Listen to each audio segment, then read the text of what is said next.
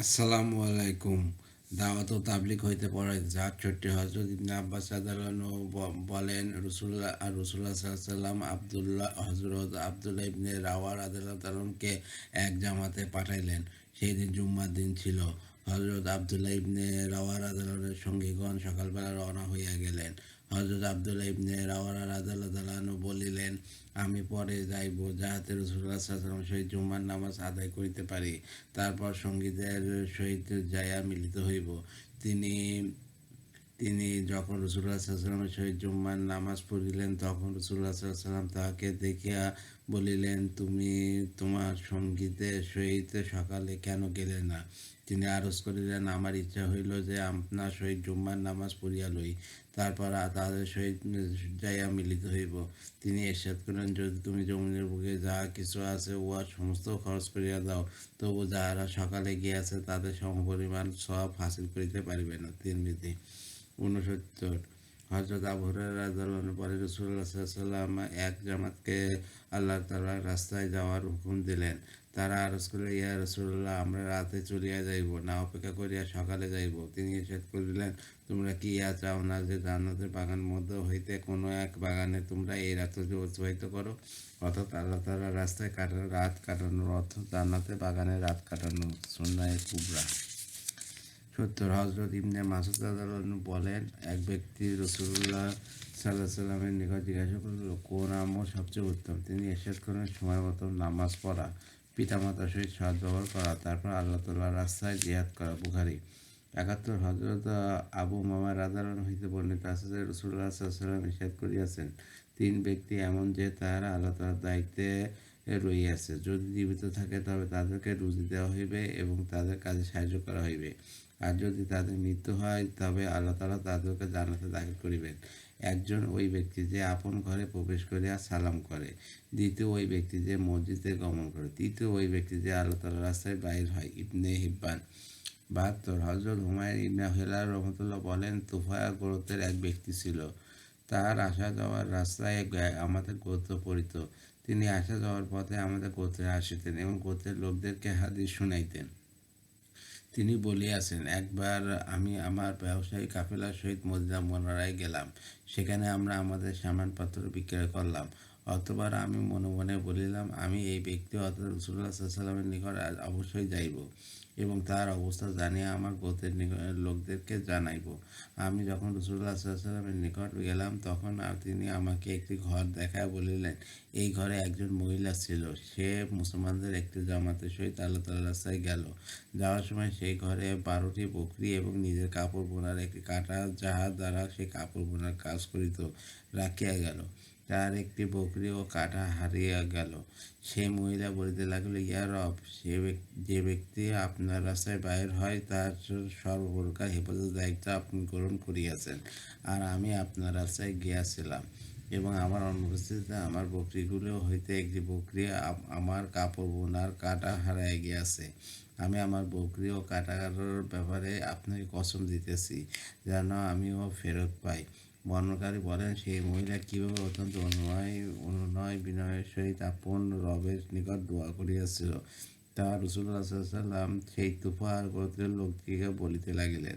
অথবা রাসূলুল্লাহ সাল্লাল্লাহু আলাইহি ওয়াসাল্লাম বলিলেন, তার সেই বকরী ও উহার সহিত অনুরূপ আরেকটি বকরী এবং তার সেই কাঁটা ও উহার সহিত অনুরূপ আরেকটি কাঁটা আল্লাহ তাআলার গায়বী খাজনা হইতে সে পাইয়া গেল। রাসূলুল্লাহ সাল্লাল্লাহু আলাইহি ওয়াসাল্লাম ইরশাদ করিলেন, এই সেই মহিলা, তোমার ইচ্ছা হইলে তুমি তাহাকে যাইয়া জিজ্ঞাসা করিতে পারো। সেই তুফায়া গোত্রের লোকটি বলিল, আমি রাসূলুল্লাহ সাল্লাল্লাহু আলাইহি ওয়াসাল্লামের নিকট আরজ করিলাম, আমার সেই মহিলাকে জিজ্ঞাসা করার কোনো প্রয়োজন নাই। আমি আপনার নিকট হইতে শুনিয়া উহা সত্য বলিয়া বিশ্বাস করিতেছি। আপনার কথার উপর আমার পূর্ণ বিশ্বাস রহিয়াছে। মুসনাদ আহমদ। ৭৩ হযরত উবাদা ইবনে সামিত রাদিয়াল্লাহু আনহু বলেন, রাসূলুল্লাহ সাল্লাল্লাহু আলাইহি ওয়াসাল্লাম ইরশাদ করিয়াছেন, আল্লাহ তাআলার রাস্তায় অবশ্যই জিহাদ করো, কেননা উহা জান্নাতের দরজাসমূহ হইতে একটি দরজা। আল্লাহ তাআলা উহা দ্বারা দুঃখ চিন্তা করিয়া দেন। এক রিওয়ায়েতে অতিরিক্ত ইহাও বর্ণিত হইয়াছে যে, আল্লাহ তাআলার রাস্তায় দূরে এবং কাছে যাইয়া জিহাদ করো, কাছে ও দূরে সকলের মধ্যে আল্লাহ তাআলার হুকুমসমূহ কায়েম করো এবং আল্লাহ তাআলার ব্যাপারে কোনো তিরস্কারের কোনোই আচরণ গ্রহণ করিও না। মুসনাদে হাকিম। ৭৪ হযরত আবু উমামা রাদিয়াল্লাহু আনহু বলেন, এক ব্যক্তি আরজ করিল, ইয়া রাসূলুল্লাহ, আমাকে ভ্রমণ করার অনুমতি দান করুন।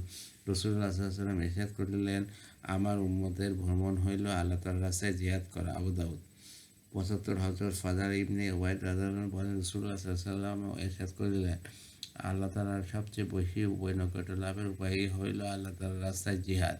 কোন আমল আল্লাহ তাআলার নৈকট্য লাভের উপায় হিসাবে জিহাদের আমল হলে কাছাকাছি হইতে পারে না। জামির সগীর ৭৬ হযরত আবু সাঈদ খুদরি রাদিয়াল্লাহু আনহু বর্ণনা করেন যে রাসূলুল্লাহ সাল্লাল্লাহু আলাইহি ওয়াসাল্লামের নিকট জিজ্ঞাসা করা হইল, লোকদের মধ্যে সবচেয়ে উত্তম ব্যক্তি কে? তিনি ইরশাদ করেন, সেই ব্যক্তি যে ব্যক্তি আল্লাহ তাআলার রাস্তায় জিহাদ করে।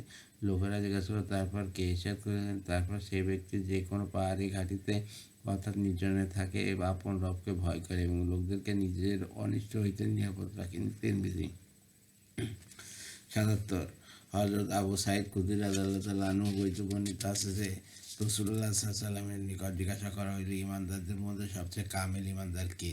তিনি ইরশাদ করিলেন, ঈমানদারদের মধ্যে সবচেয়ে কামেল ঈমানদার সেই ব্যক্তি যে নিজের জান ও মাল দ্বারা আল্লাহ তাআলার রাস্তায় জিহাদ করে।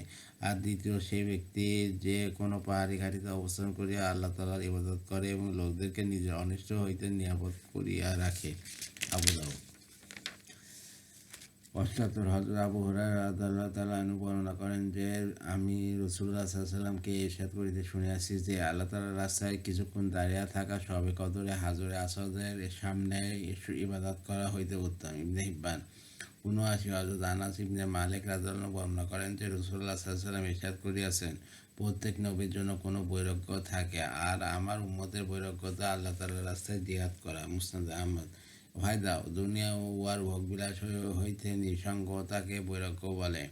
৮০ হযরত আবু হুরায়রা রাদিয়াল্লাহু আনহু হইতে বর্ণিত আছে যে তিনি বলেন, আমি রাসূলুল্লাহ সাল্লাল্লাহু আলাইহি ওয়াসাল্লামকে ইরশাদ করিতে শুনিয়াছি যে আল্লাহ তাআলার রাস্তায় গমনকারী মুজাহিদের দৃষ্টান্ত, আর আল্লাহ তাআলা খুব ভালো করিয়া জানেন যে কে তাহার সন্তুষ্টির জন্য তাহার রাস্তায় জিহাদ করে এবং সেই ব্যক্তির ন্যায় যে রোজা রাখে এবং রাতে ইবাদত করে, আল্লাহ তাআলার ভয়ে তার সম্মুখে অনুনয় বিনয় করে, রুকু করে, সিজদা করে। নাসাও ৮১ হযরত আবু হুরায়রা রাদিয়াল্লাহু আনহু বর্ণনা করেন যে রাসূলুল্লাহ সাল্লাল্লাহু আলাইহি ওয়াসাল্লাম ইরশাদ করিয়াছেন, আল্লাহ তাআলার রাস্তায় গমনকারী মুজাহিদের দৃষ্টান্ত সেই ব্যক্তি নেয় যে রোজা রাখে, রাতভর নামাজের কোরআনে পাক তেলাওয়াত করে এবং ততক্ষণ পর্যন্ত অনবরত রোজা ও সদকা করিতে থাকে যতক্ষণ না আল্লাহ তাআলার রাস্তায় গমনকারী মুজাহিদ ফিরিয়া আসে, অর্থাৎ মুজাহিদ এইরূপ ইবাদতকারীর সমপরিমাণ সওয়াব লাভ করে। ইবনে হিব্বান ৮২ হযরত ইবনে আব্বাস রাদিয়াল্লাহু আনহু হইতে বর্ণিত আছে যে নবী করিম সাল্লাল্লাহু আলাইহি ওয়াসাল্লাম ইরশাদ করিয়াছেন, যখন তোমাদেরকে আল্লাহ তাআলার রাস্তায় বাহির হওয়ার জন্য বলা হয় তখন বাহির হইয়া যাইও। ইবনে মাজাহ ৮৩ হযরত আবু সাঈদ খুদরি রাদিয়াল্লাহু আনহু বর্ণনা করেন যে রাসূলুল্লাহ সাল্লাল্লাহু আলাইহি ওয়াসাল্লাম ইরশাদ করিয়াছেন, হে আবু সাঈদ, যে ব্যক্তি আল্লাহ তাআলাকে রব বলিয়া স্বীকার করা ও ইসলামকে দ্বীন হিসাবে গ্রহণ করা মুহাম্মদ সাল্লাল্লাহু আলাইহি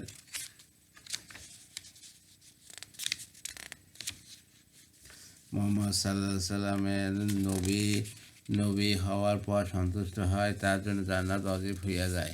হযরত আবু সাঈদ রাদিয়াল্লাহু আনহু নিকট এই কথাটি খুব ভালো লাগিল। তিনি আরজ করেন, ইয়া রাসূলুল্লাহ, পুনরায় বলুন। তিনি পুনরায় ইরশাদ করিলেন, ততবার বলিলেন, আরও একটি জিনিসও রহিয়াছে, যার কারণে জান্নাতে বান্দার ১০০ মর্তবা উন্নত করিয়া দেওয়া হয়। ওয়ার ২ মর্তবার মধ্যবর্তী দূরত্ব হইল আসমান ও জমিনের মধ্যবর্তী দূরত্বের সমতুল্য। তিনি জিজ্ঞাসা করিলেন, ইয়া রাসূলুল্লাহ, উহা কী জিনিস? ইরশাদ করিলেন, আল্লাহ তাআলার রাস্তায় জিহাদ এবং আল্লাহ তাআলার রাস্তায় জিহাদ। মুসলিম ৮৪ হযরত আব্দুল্লাহ ইবনে আমর রাদিয়াল্লাহু আনহু বলেন, এক ব্যক্তির মদিনা মুনাওয়ারায় ইন্তেকাল হইল। তার জন্ম মদিনা মুনাওয়ারায় হইয়াছিল। নবী করিম সাল্লাল্লাহু আলাইহি ওয়াসাল্লাম তার জানাজার নামাজ পড়াইলেন এবং ইরশাদ করিলেন, হায়, যদি এই ব্যক্তি তার জন্মস্থান ব্যতীত অন্য কোনো স্থানে ইন্তেকাল করিত। সাহাবা রাদিয়াল্লাহু আনহুম আরজ করেন, ইয়া রাসূলুল্লাহ, আপনি এইরূপ কেন বলিলেন?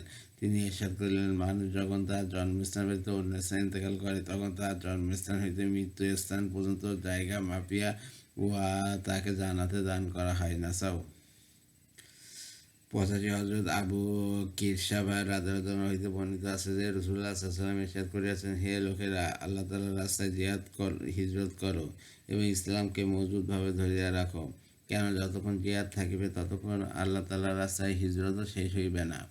ফায়দা, অর্থাৎ জিহাদ যেমন কিয়ামত পর্যন্ত বাকি থাকিবে তেমনি হিজরতও বাকি থাকিবে।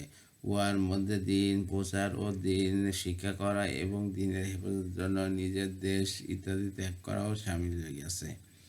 দাওয়াতে তাবলিগ মুনতাকাব হাদিসের দাওয়াতে তাবলিগ হইতে পড়া হয়েছে আমার ইউটিউব চ্যানেল রিপন কুরাস, ওইটাকে আপনার সাবস্ক্রাইব করুন, দয়া করে লাইক কমেন্ট শেয়ার দেবেন আমার ভিডিওতে বেশি বেশি, এতে আমি উৎসাহিত হই। রিপন কুরাস আমার ফেসবুক পেজ, ওইটাকে আপনারা ফলোতে রাখবেন। সবাই ভালো থাকবেন, সুস্থ থাকবেন এবং স্বাভাবিক থাকবেন। আল্লাহ হাফেজ।